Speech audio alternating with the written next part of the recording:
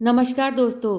आज हम सुनने जा रहे हैं अखुरत संकष्टी चतुर्थी व्रत की वे पावन कथा जो हमें सिखाती है कि अहंकार चाहे कितना भी बड़ा क्यों न हो, संकट के समय केवल गणेश जी की शरण ही सच्चा सहारा बनती है। पोष माह में पड़ने वाली ये चतुर्थी अखुरत संकष्टी चतुर्थी कहलाती है। इस दिन हम भगवान गणेश के अखुरत स्वरूप की पूजा करते हैं, अर्थात जो हर कष्ट को समाप्त कर दे और जीवन से बाधाएं हमेशा के लिए हर ले।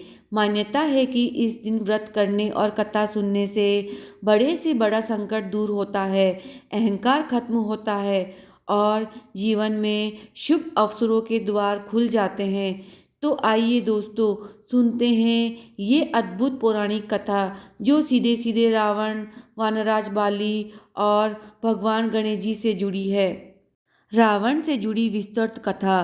त्रेता युग का समय था। लंका का स्वामी रावण अपनी शक्ति और पराक्रम के कारण देवताओं और असुरों सभी पर विजय प्राप्त करता जा रहा था। घमंड इतना बढ़ चुका था कि उसे अपने समान कोई प्रतिद्वंदी दिखाई ही नहीं देता था।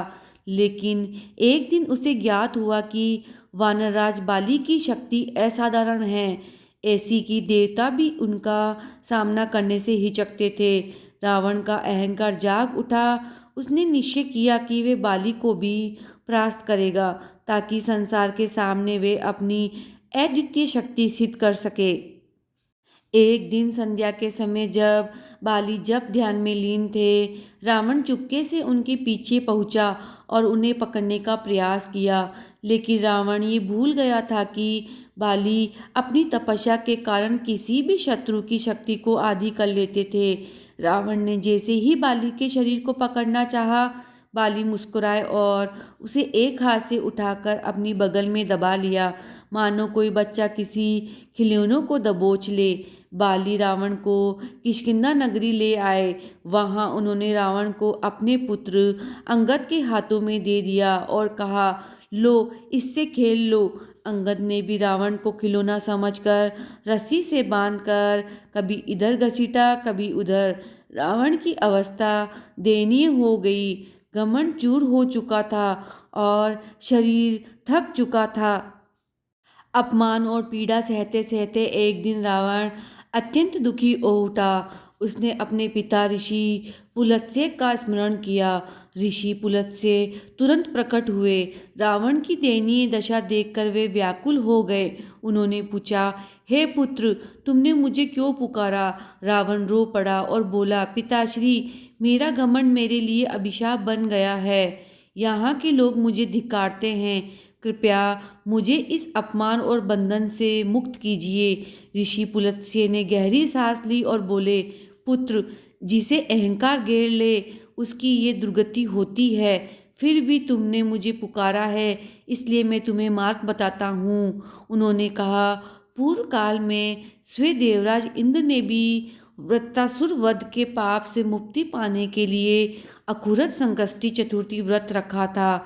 ये व्रत अत्यंत फलदायी है। जो पूर्ण श्रद्धा से इसे करता है उसके हर संकट मिट जाते हैं। रावण ने पिता की बात को आधारपूर्वक स्वीकार किया। वही किष्किंधा में रहते हुए अपने बंधन में ही उसने अखुरत संकष्टी चतुर्थी का विधि विधान पूर्वक व्रत किया और भगवान गणेश का स्मरण किया। व्रत की पूर्णता के बाद गणेश जी की कृपा से बाली का हृदय बदल गया। उन्होंने रावण को पुकारा और कहा, रावण, आज से हम शत्रु नहीं मित्र हैं। उन्होंने रावण को सम्मान पूर्वक मुक्त कर दिया और रावण पुण्य अपने राज्य लौट आया। इस घटना के बाद रावण का घमंड काफी कम हो गया और गणेश जी के प्रति उसकी श्रद्धा बढ़ गई। इसलिए मान्यता है, जो अखुरत संकष्टी चतुर्थी का व्रत करता है वे सबसे बड़े संकट से भी सुरक्षित निकल आता है। दोस्तों, ये कथा हमें गहराई से सिखाती है कि घमंड चाहे कितना भी बड़ा क्यों न हो, एक क्षण में नष्ट हो सकता है। सच्चे मन से किया गया व्रत और भक्ति हर कठिन से कठिन परिस्थिति को सरल बना देती है और भगवान गणेश हमेशा अपने भक्तों की रक्षा करते हैं। जो व्यक्ति श्रद्धापूर्वक अखुरत संकष्टी चतुर्थी का व्रत करता है उसके जीवन के संकट ऐसे दूर होते हैं जैसे अंधकार सूर्य के प्रकट होते ही समाप्त हो जाता है। गणपति बप्पा मोरया, मंगल मूर्ति मोरया।